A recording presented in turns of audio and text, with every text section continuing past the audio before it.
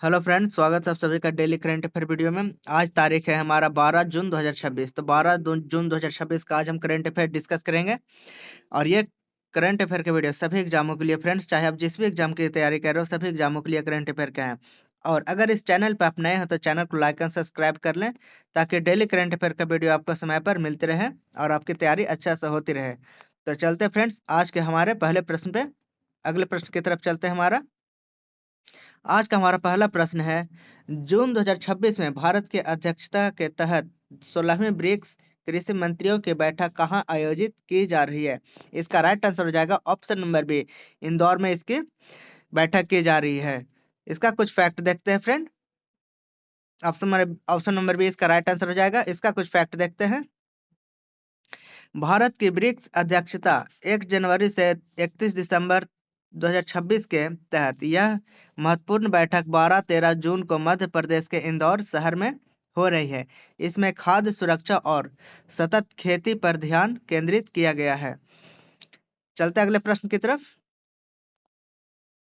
अगला प्रश्न हमारा है, भारतीय रिजर्व बैंक आरबीआई की मौद्रिक नीति समिति एमपीसी ने जून 2026 की समीक्षा बैठक में रेपो रेट को कितने प्रतिशत पर स्थिर रखा है? इसका राइट आंसर हो जाएगा ऑप्शन नंबर बी, 5.25% पर स्थिर रखा है।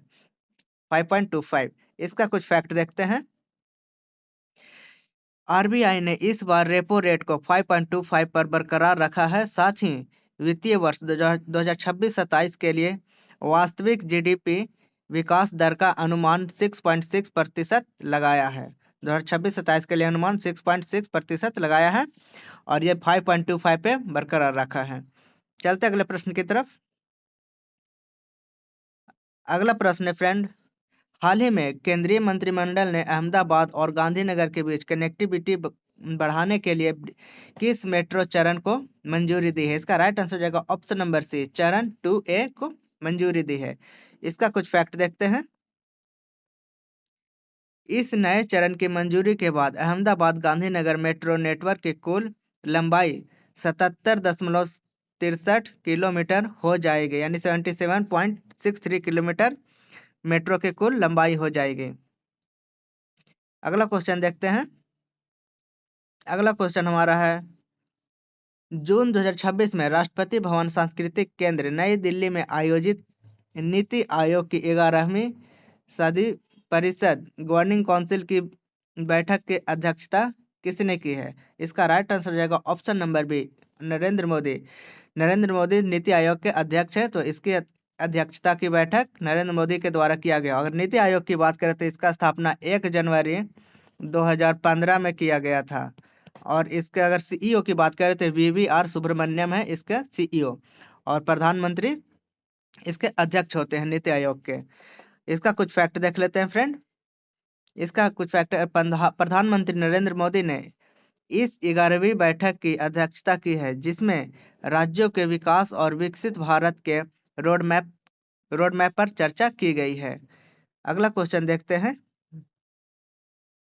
अगला क्वेश्चन हमारा है, केंद्र सरकार ने सूक्ष्म वित्त संस्थानों के लिए क्रेडिट गारंटी योजना 2.0 की अवधि को कब तक के लिए बढ़ा दिया है? इसका राइट आंसर हो जाएगा ऑप्शन नंबर बी, 13 अगस्त 2026 तक के लिए बढ़ा दिया गया है। 31 अगस्त 2026। इसका कुछ फैक्ट देखते हैं। छोटे उधारकर्ताओं को बिना किसी परेशानी के लोन मिलता रहे, इसके लिए सरकार ने इस योजना को 31 अगस्त 2026 या 20,000 करोड़ रुपए की गारंटी सीमा पूरी होने तक बढ़ा दिया है। बड़े माइक्रो फाइनेंस संस्थानों के लिए लोन की सीमा भी अब 300 करोड़ से बढ़ाकर 1,000 करोड़ रुपए कर दी गई है। इसका अगला क्वेश्चन देखते हैं फ्रेंड। अगला क्वेश्चन हमारा है, जून 2026 में 8वीं भारत इंडोनेशिया संयुक्त आयोग की बैठक कहाँ आयोजित की गई है? इसका राइट आंसर हो जाएगा ऑप्शन नंबर सी, नई दिल्ली में इसका बैठक की गई। 8वीं भारत इंडोनेशिया संयुक्त आयोग की बैठक नई दिल्ली में की गई है। इसका कुछ फैक्ट देखते हैं। भारत के विदेश मंत्री डॉक्टर एस जयशंकर और इंडोनेशिया के विदेश मंत्री महामहिम सुगियोनी ने नई दिल्ली में इस बैठक की सह अध्यक्षता की, जिसमें द्विपक्षीय संबंधों को मजबूत करने पर चर्चा हुई है। अगला क्वेश्चन देखते हैं। अगला क्वेश्चन हमारा है, नागरिक उड्डयन मंत्रालय के हालिया आंकड़ों के अनुसार भारत में चालू हवाई अड्डे की संख्या 2014 के 74 से बढ़कर वर्ष 2026 में कितनी हो गई है। अगर हवाई अड्डों की बात करें तो 2014 में हमारा 74 था, और 2026 में कितना हो गया, तो इसका राइट आंसर हो जाएगा ऑप्शन नंबर सी, 165। 2026 में 165 हवाई अड्डे टोटल है। इसका कुछ फैक्ट देखते हैं।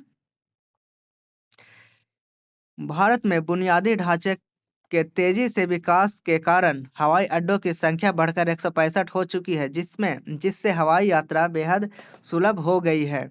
अगला क्वेश्चन देखते हैं। अगला क्वेश्चन हमारा है, भारत ने अपने राष्ट्रीय जलमार्गों के नेटवर्क का विस्तार करके 2014 के 5 जलमार्गों से बढ़कर 2026 में कितना कर लिया है।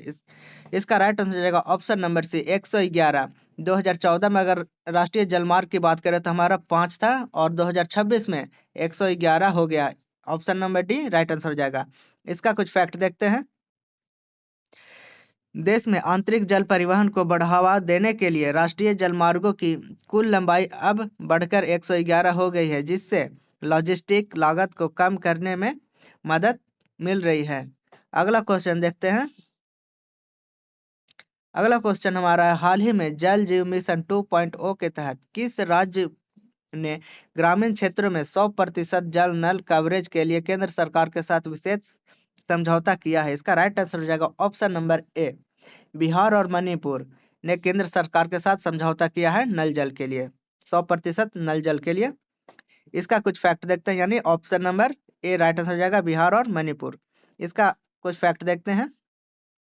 जल जीवन मिशन के तहत भारत के ग्रामीण इलाकों में नल से जल का कवरेज 2019 के 17% से बढ़कर 2026 में 82% हो गया है। इसी गति को आगे बढ़ाते हुए बिहार और मणिपुर के नए समझौते पर हस्ताक्षर किए हैं। अगला क्वेश्चन देखते हैं। अगला क्वेश्चन हमारा है, ग्लोबल पीस इंडेक्स जीपीआई 2026 में भारत को कौन सा स्थान प्राप्त हुआ। इसका राइट आंसर हो जाएगा ऑप्शन नंबर सी, 127वां स्थान प्राप्त हुआ है।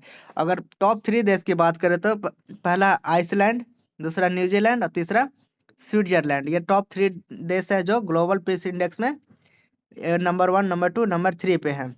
और अगर इसका कुछ फैक्ट की बात करें तो ग्लोबल पीस इंडेक्स में जीपीआई 2025 में भारत का स्थान था 115, और इस बार आया है 127, यानी 12 स्थान माइनस हुआ है, 12 स्थान माइनस हुआ है। और इसमें आइसलैंड 19 वर्षों से लगातार ग्लोबल पीस इंडेक्स में पहला स्थान पर बना रहा है। अगला क्वेश्चन देखते हैं। अगला क्वेश्चन हमारा है, वर्ष 2024 एवं 25 के लिए संगीत नाटक अकादमिक द्वारा कितने कलाकारों को अकादमिक पुरस्कार के लिए चुना गया है। इसका राइट आंसर हो जाएगा ऑप्शन नंबर सी, 108 लोगों को चुना गया है।